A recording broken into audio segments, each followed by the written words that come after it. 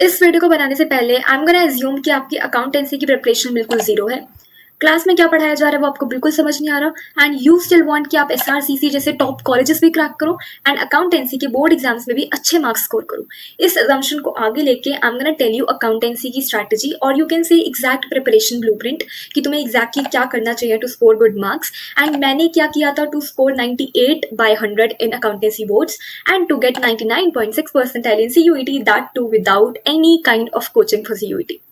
So I'm gonna tell you exactly जो मैंने किया था in this video. You have to stay tuned, you have to watch this video till the end. And I am also गना tell you कि मेरे accountancy में 2 marks boards में कहाँ कटे एंड आई एम ऑल्सो गना टेल यू कि अगर आपने बोर्ड की प्रिपरेशन कर ली अकाउंटेंसी की तो क्या वो इनफ होगी, CUET में कितना डिफरेंस होता है बोर्ड्स का and is CUET accountancy board exam easy, और अगर आप अभी जीरो से स्टार्ट कर रहे हो तो कैन यू क्रैक इट और not, everything in this single video. So let's begin. Hello guys, welcome to my channel or welcome back to my channel. If you are new here, my name is Mahi Bansal and I am currently pursuing BCom Honors from Shri Ram College of Commerce, Delhi University. So first of all, आपका एक सबसे ज़्यादा doubt आता है कि accountancy इतनी tough है, वो नहीं हो पा रही है, something like that. So let me tell you, accountancy and business studies तो इतने ईजी सब्जेक्ट्स हैं कि अगर आप स्टार्ट करोगे अच्छे तरीके से with a correct strategy, with consistency, hard work, इन सब चीज़ों के साथ करोगे अगर अभी से accountancy start, so I can bet on this point कि आपके अकाउंटेंसी CUET एग्जाम में बहुत अच्छे मार्क्स आ सकते हैं. एंड मैं कोई अनरियलिस्टिक टारगेट्स नहीं दूंगी कि 250 by 250 आ जाएंगे या फिर 100 by 100 आ जाएंगे, आ ही जाएंगे. गारंटी नहीं है. देखो, गारंटी कभी नहीं होती कि एक स्ट्रैटेजी वीडियो को देख के आपके गारंटेड परमानेंट जो है 100 by 100 या फिर 250 by 250 फुल मार्क्स आ जाएंगे या फिर आपको SRCC मिल जाएगा. It's not gonna happen. But क्या होगा कि आपको एक चीज़ समझ आ जाएगी कि कौन कौन सी गलतियां हैं जो आप कर सकते हो वो आप नहीं करोगे, क्या एग्जैक्टली आपको फॉलो करना है आपको वो समझ आ जाएगा. सो फर्स्ट चीज़ कि अगर आप जीरो पे हो and you are wasting your time कि अभी तक नहीं करा स्टार्ट तो अब नहीं हो पाएगा, फुल मार्क्स नहीं आ पाएंगे अब, या फिर और सोचना है कि अभी तक नहीं करा, लेट हो गया, अब नहीं हो पा रहा. Don't waste your time thinking that. I have seen a lot of people जो सितंबर, अक्टूबर, नवंबर से स्टार्ट करके भी अच्छे मार्क्स स्कोर करते हैं, क्योंकि जब वो स्टार्ट करते हैं, जब वो जंग में कूदते हैं तो वो ऐसा कूदते हैं कि कोई उन्हें हरा नहीं पाता. And I want you to become that. This is not a motivational video but I am telling you कि अगर आप अभी से भी स्टार्ट कर रहे हो तो you can do it. You don't have to doubt yourself because अभी भी you have a lot of time. And अगर अभी से भी स्टार्ट कर दिया तो you will thank your younger self कि थैंक गॉड एटलीस्ट उस टाइम पे स्टार्ट कर दिया. बिकॉज अगर अभी नहीं करोगे तो अगले मंथ भी तुम फिर कोई स्ट्रैटेजी वीडियो देखोगे, उसके बाद नहीं करोगे तो फिर देखोगे, उसके बाद लास्ट में वीडियो देखोगे कि 15 डेज में कैसे करें. You don't want that, right? Let me tell you कि CUET अकाउंटेंसी एग्जाम बहुत ईजी आता है. मैंने अपना जो बोर्ड एग्जाम दिया था, बोर्ड एग्जाम्स के बाद मैंने अपना मॉक टेस्ट दिया था DU बड़ी से. तो DU बड़ी का फर्स्ट मॉक टेस्ट जो मैंने दिया था तो स्टार्टिंग में ही मेरे 244 250 मार्क्स आने स्टार्ट हो गए थे. एक दो क्वेश्चन कुछ गलत हो रहे थे जिसका कॉन्सेप्ट मुझे थोड़ा ज़्यादा अच्छे से क्लियर नहीं था, या फिर सिली मिस्टेक हो गई, या फिर कुछ सिलेबस से थोड़ा बहुत अलग एक दो छोटे छोटे टॉपिक्स हैं, वो एंड में हो जाएंगे, उसकी टेंशन मत लेना.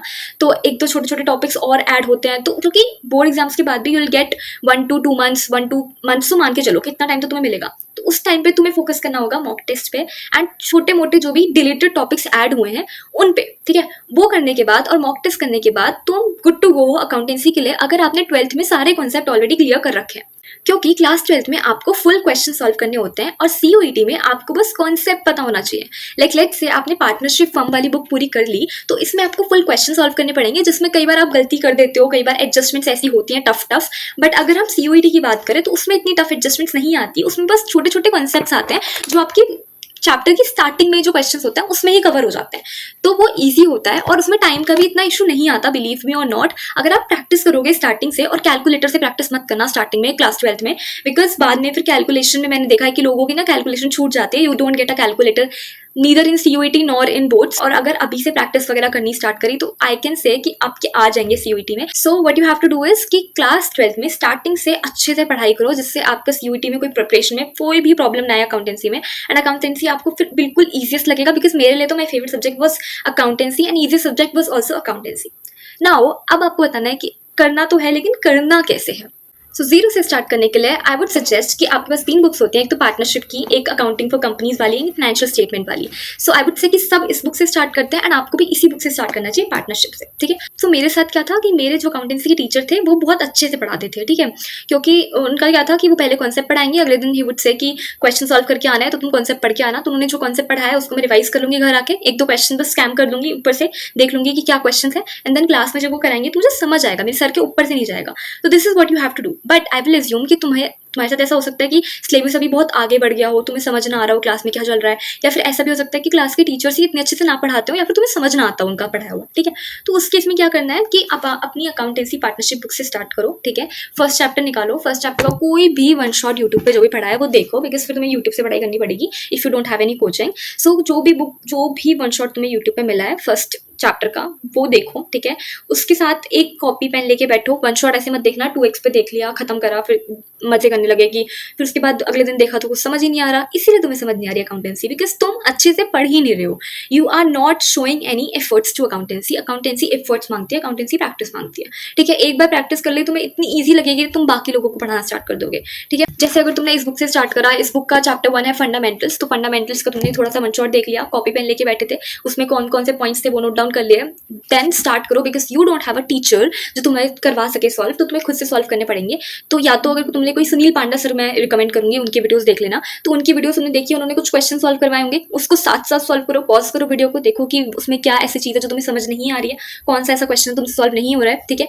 Once you are done with that one shot, अपनी बुक खोलो and I want you to take a promise in the comment section कि तुम बुक का हर एक क्वेश्चन करोगे, including illustration and question. And believe me guys, अभी आपके पास इनफ टाइम है हर एक क्वेश्चन करने का। अगर आपने हर एक क्वेश्चन कर लिया तो मैं ये चीज की गारंटी ले सकती हूँ कि आपको कोई प्रॉब्लम नहीं आएगी। इससे ये फर्क नहीं पड़ता कि आपने क्लास 11 में कितना पढ़ा था कितना नहीं पढ़ा था, बिकॉज छोटे मोटे कॉन्सेप्ट जो आपको क्लियर नहीं भी हो रहा है वो आप खुद से कोई वीडियो देख सकते हो, उससे क्लियर कर सकते हो। लेट्स से आपको कोई ऐसा कॉन्सेप्ट है जो बिल्कुल ही समझ नहीं आ रहा है एंड आपको समझ आ रहा है कि क्लास 11 की वजह से समझ नहीं आ रहा है, तो क्लास 11 का वो छोटा सा कॉन्सेप्ट पढ़ो, पूरी क्लास 11 मत पढ़ने बैठ जाना। इतना कुछ नहीं होता कि क्लास 11 का नहीं पढ़ा था तो वो क्लास 12 में भी नहीं समझ आएगा, बिल्कुल छोटा मोटा कॉन्सेप्ट होगा लेकिन वो समझ आ जाएगा अगर समझने की कोशिश करोगे। So this is how you have to start it. अगर तुम्हें कॉन्फिडेंस आ गया कि वन शॉट से सब कुछ समझ आ गया, सारे क्वेश्चन सॉल्व हो रहे हैं, तो क्वेश्चन से स्टार्ट कर दो एंड एक एक क्वेश्चन सॉल्व करो, आंसर मैच करो। आंसर मैच नहीं हो रहा तो देखो क्यों मैच नहीं हो रहा, बिल्कुल समझ नहीं आ रहा, टीचर से पूछो, टीचर बिल्कुल नहीं बताते हैं, कोई नहीं बताते हैं।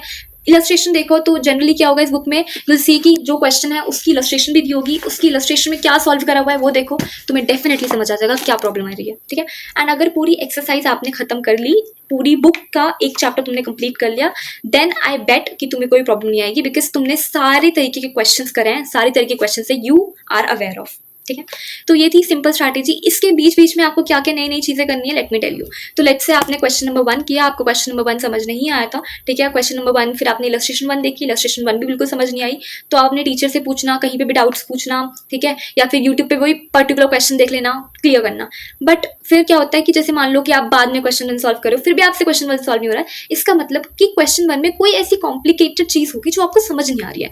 सो क्वेश्चन सॉल्व करते करते अपनी खुद की बुक में मार्क करते हुए चलना कि कौन से प्रॉब्लम में, कौन से क्वेश्चन में तुम्हें बार बार प्रॉब्लम आ रही है, ठीक है। उस चीज को वहीं पे मार्क करते चलना। फिर जब तुम रिवाइज करोगे तो रिवाइज करते समय तुम पूरी बुक नहीं कर पाओगे, लेकिन रिवाइज करते समय तुम वो क्वेश्चन जरूर देख पाओगे जिसमें तुम क्वेश्चन में प्रॉब्लम फेस कर रहे थे, और फिर उस प्रॉब्लम को दोबारा से सॉल्व करना। एंड हाफ ईयरली या फिर यूनिट टेस्ट या फिर कोई भी एग्जाम होगा तुम्हारा, उससे पहले you can just go through the question में तुम प्रॉब्लम फेस कर रहे थे। तो ये चीज करनी है आपको सारी बुक्स के लिए, ठीक है।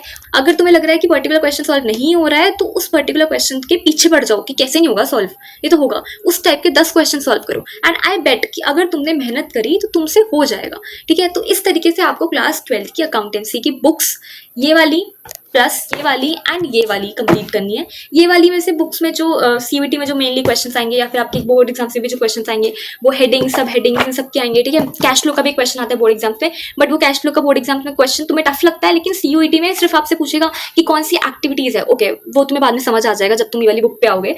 सो this is the only strategy video, this is the only strategy that you need to know for CUET and board exams, because board exams में अगर तुमने एक एक क्वेश्चन सॉल्व कर लिया, हर एक कॉन्सेप्ट समझते चले, अभी से भी स्टार्ट करा, एंड दिसंबर तक I would give you a target कि दिसंबर तक अपना सिलेबस कंप्लीट कर लेना। दिसंबर के बाद जितने भी पीवाईक्यूज हैं उनको सॉल्व करना, ठीक है। जनवरी फरवरी 2 महीने होंगे, 2-3 महीने, या फिर दिसंबर के स्टार्टिंग में अगर तुम्हारा कंप्लीट हो गया तो 2-3 महीने के टाइम फ्रेम में जितने पीवाईक्यूज होंगे, जितने सैम्पल पेपर्स होंगे, सॉल्व करना उनको। One problem people face in examinations की टाइम पे क्वेश्चन सॉल्व नहीं हो पा रहे, तो उसका भी यही है कि जितने ज़्यादा क्वेश्चन तुम सॉल्व करते चलोगे उतने ज़्यादा तुम बेस्ट होते चले जाओगे उस चीज़ में।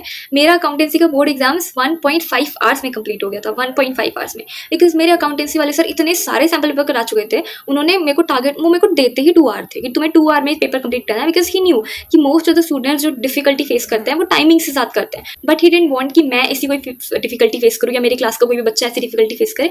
तो वो बोलते थे कि 2 आवर्स का टारगेट लेके कंप्लीट करके दिखाओ उस पेपर को, जिससे तुम्हारे एग्जाम में ना कम टाइम में पेपर कंप्लीट हो जाए और तुम्हें कितना भी डिफिकल्ट पेपर आ जाए, तुम्हें कंप्लीट करने की डिफिकल्टी कभी फेस ना करनी पड़े। तो मैंने 1.5 आवर्स में कंप्लीट कर लिया, but where did I lose 2 marks, जो मैंने 2 मार्क्स लूज करे वो कहाँ पे करे, एक कैलकुलेशन में इतनी सिली गलती करी, इतनी सिली गलती करी जिसकी वजह से पूरी जर्नल एंट्री गलत हो गई। तो वो एक जर्नल एंट्री के मार्क्स कट गए, 1600 को 1800 लिख दिया, कैलकुलेशन में ही गलती कर दी। एंड एक मेरे एमसीक्यू गलत हो गया था, वो तो लक बेस्ड होता है कि एक दो एमसीक्यू कभी कभी गलत हो जाता है, मतलब आई वाज कंफ्यूज कि कौन सा ऑप्शन है क्या।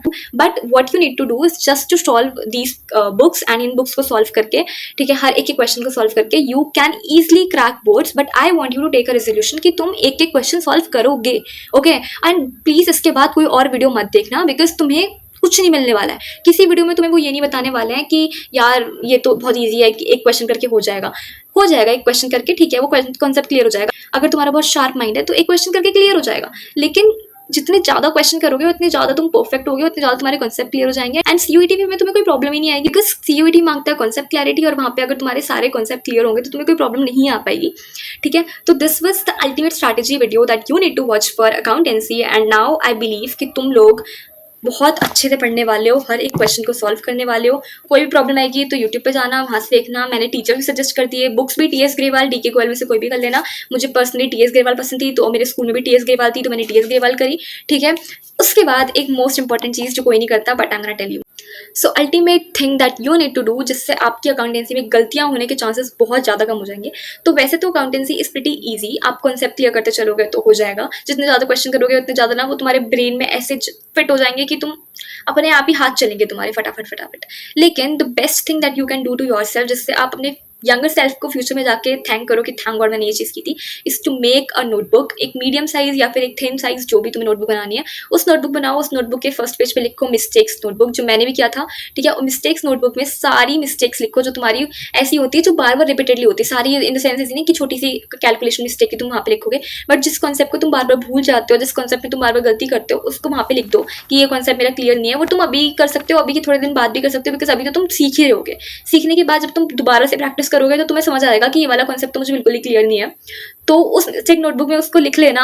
एंड बोर्ड एग्जाम्स के टाइम पे जब तुम्हें याद नहीं आएंगे कॉन्सेप्ट, पता है ऐसा भी होगा तुम्हारे साथ। हाँ, I want to tell you this thing as well. Someone reached out to me and said कि दीदी मेरा ना सिलेबस तो कंप्लीट हो गया, लेकिन मैंने पहले सिलेबस कंप्लीट किया था, अब ऐसा लग रहा है कि कुछ याद ही नहीं आ रहा।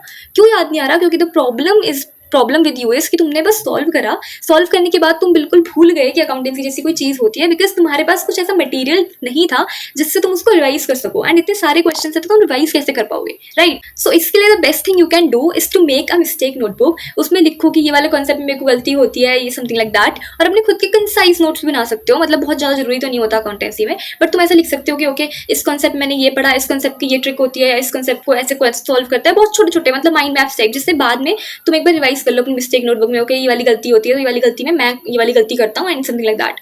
You don't need to make it like very professional कि सब कुछ इंग्लिश में लिखना है। हिंदी में लिख दो कि मेरी ये गलती बहुत बार होती है, ठीक है, और ये गलती नहीं करनी है अभी मुझे। तो ये तुम्हें करना है, मिस्टेक नोटबुक बनानी है अभी से। क्वेश्चंस अभी मैं अब कंक्लूजन दे देती हूँ।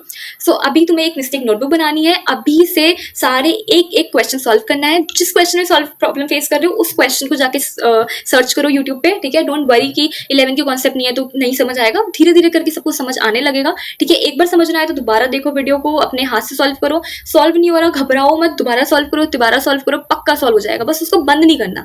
अगर अकाउंटेंसी लेके बैठ रहे हो तो मेक अ टारगेट कि 3-4 घंटे ऐसे चले जाने चाहिए कि पता ही नहीं चले कि अकाउंटेंसी कर भी ली और वो कब टाइम बीत गया कि पता ही नहीं चला, ठीक है। इतना ज्यादा एडिक्टिव हो जाओ अकाउंटेंसी के कि रोज ही करो अकाउंटेंसी को बैठ के, मुझे तो अकाउंटेंसी करनी है, इतना ज्यादा प्यार कर लो अकाउंटेंसी से, ठीक है। तो उसके बाद हो जाएगी। तो conclusion is that accountancy CUET exam is gonna be easy अगर तुम्हारे बोर्ड एग्जाम्स में अच्छे मार्क्स आ रहे हैं, as this happened with me as well. अगर बोर्ड एग्जाम्स अच्छे से करा है तो सीयूईटी में कुछ प्रॉब्लम नहीं आती, ठीक है। अलग से कुछ पढ़ना भी नहीं पड़ेगा, and you will thank your self कि थैंक गॉड बोर्ड एग्जाम में पढ़ लिया था। तो अब तुम अपना फोकस इंग्लिश पे दे सकते हो या फिर इकोनॉमिक्स वगैरह ऐसे सब्जेक्ट पे दे सकते हो। And accountancy and business studies जैसे सब्जेक्ट थोड़े ईजी होता है तो उसमें बस मॉक टेस्ट प्रिपरेशन कर लेना, ठीक है। उसके बाद सारे क्वेश्चन सॉल्व करना अभी से, mistake notebook banana. You have got this, you can do it and take a challenge. And अगर अभी तक you are watching this video, then hats off, your attention span is not cooked in this generation and तुम अभी भी देख सकते हो accountancy की strategy. You are literally willing to do something. So drop in the comment section your favorite emoji and meet you in the next video.